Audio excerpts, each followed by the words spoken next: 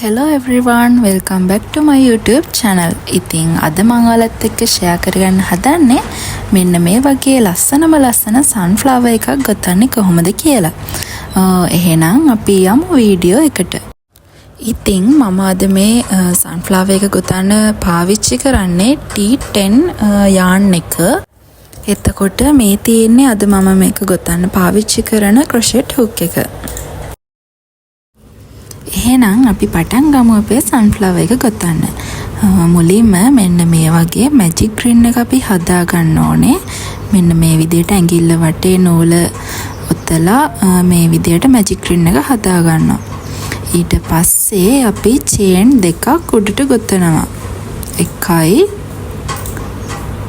2යි chain දෙකක් උඩට ගොතා ගන්නවා. ඊට පස්සේ අපි තනිපට පිරවිලි 14ක් මේ magic ring එකට ගොතා ගන්න ඕනේ. single crochet 14ක්.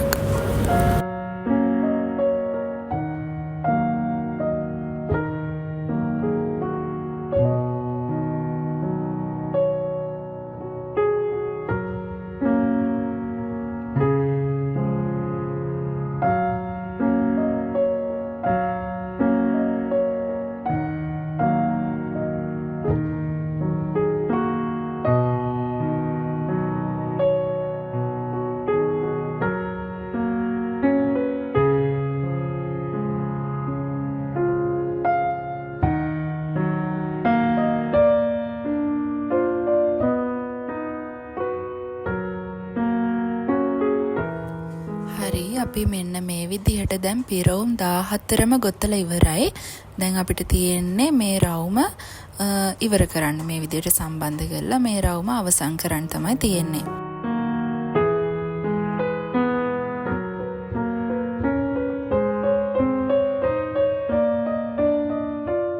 හරි අපි දැන් පළවෙනි වටේ මෙන්න මේ විදිහට ගොතලා ඉවර කරගත්තා.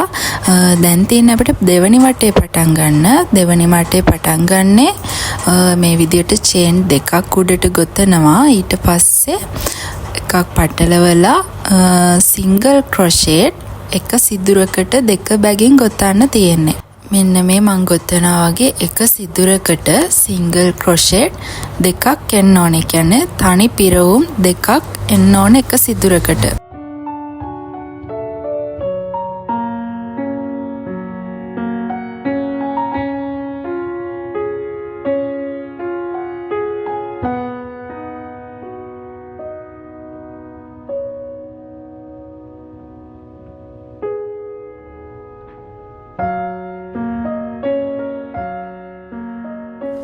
ඒ විදිහට අපි දෙවෙනි වටය සම්පූර්ණයෙන්ම ඉවර වෙනකම්ම ගොතා ගන්න ඕනේ.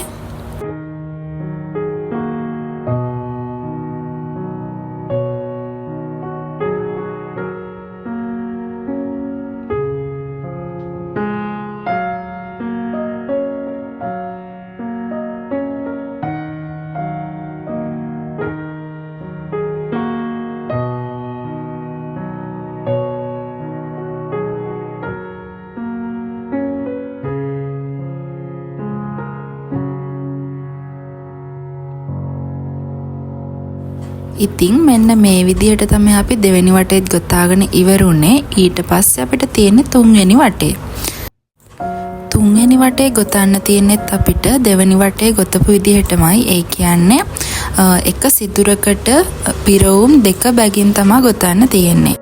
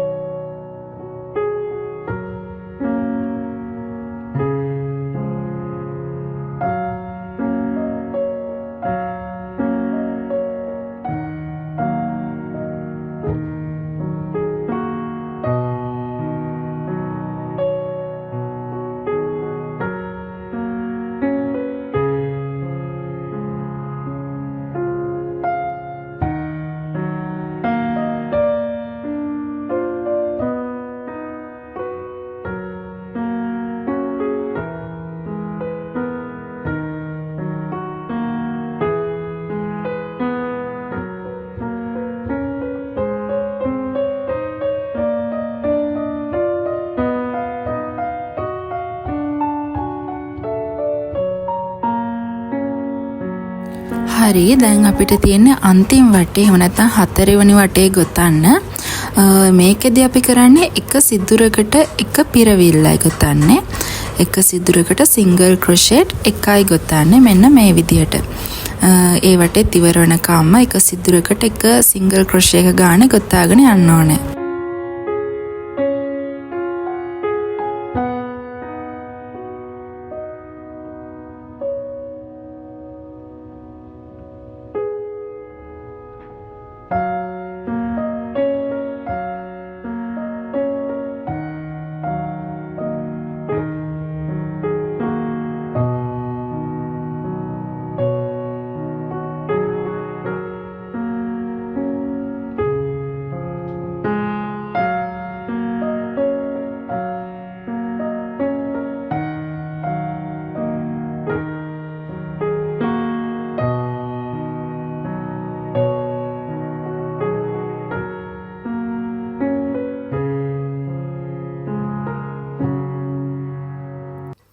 හරි ඉතින් අපි රවුන්ඩ් 4ම ගොතාගෙන ඉවරයි මේ වෙද්දි.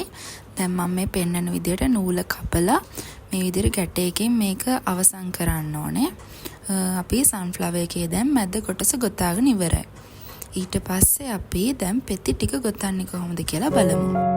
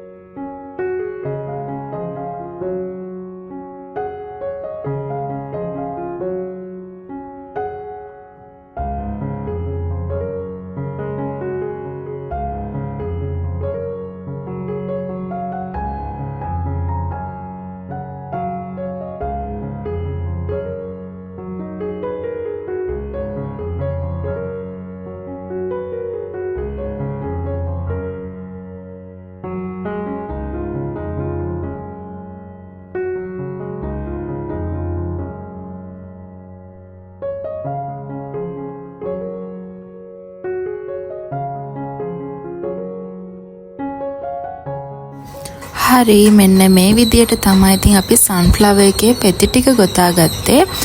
ඉතින් අද මම ඔයාලට පෙන්නුවේ ඉතාමත් ලේසියෙන් ඉක්මනින්ම සන්ෆ්ලවර් එකක් ගොතා ගන්න පුළුවන් විදිය පැටර්න් එකක්. ඉතින් ඔයාලටත් ගෙදරදීම මේ වගේ ලස්සන සන්ෆ්ලවර් එකක් ඉක්මනින්ම ගොතා ගන්න පුළුවන්. ඉතින් මේ වගේ සන්ෆ්ලවර් එකක් ඔයාලට පාවිච්චි කරන්න පුළුවන්. ඔයාලගේ මේසේ උඩ මග් එකක් තියන්න, එහෙම නැත්නම් ෆ්ලවර් වාස් එකක් තියන්න.